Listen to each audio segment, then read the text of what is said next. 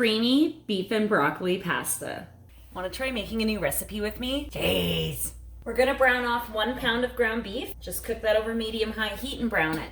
When browning your ground beef, you can add 1 whole medium chopped white onion, yellow onion, whatever onion you want really. And we're just gonna cook that at the same time as our beef. Season it with salt and pepper, and then we're gonna add approximately 5 mushrooms that have been quartered, and we're just gonna let that saute and kind of soften up.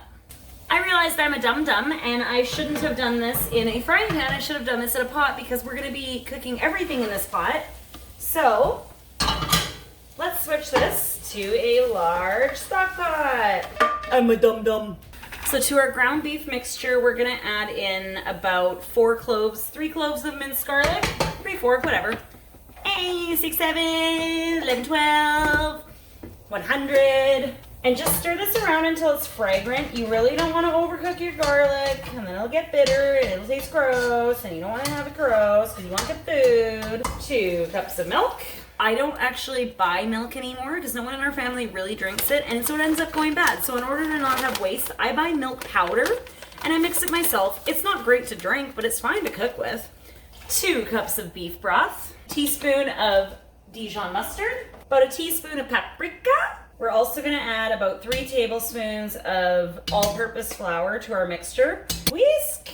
Don't want any lumps of bumps. Lumpy, bumpy, bumpy. Once your mixtures come up to a boil, we're gonna add 3 cups of uncooked pasta. I'm using rotini, and we're gonna drop this to medium-low on the lower side, and we're gonna cover it for 15 minutes.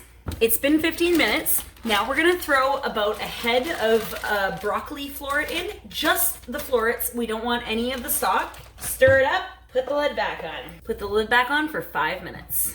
After 5 minutes, you're gonna take the lid off and add 1 cup of shredded cheddar cheese in. Mix that around until it is melted and all incorporated. I just tasted it, and in my opinion, it could use more cheese. I don't have any more cheese because I went off the recipe and I used the last of it. I'm gonna add about a tablespoon of nutritional yeast, which is a bit of like a vegan cheese supplement. You know what? No, with this size, I'm gonna add 2 tablespoons of that. And then you can season to taste from here, now that it's done cooking. Of course, we're gonna put parsley on. It makes it look expensive, but it's not. Let's give it a taste. Oh my God. So it's kind of sort of a play on like a ground beef stroganoff, but it's really good. It's different. It's kind of like if you wanted a sort of non-Asian version of beef and broccoli with like a mac and cheese.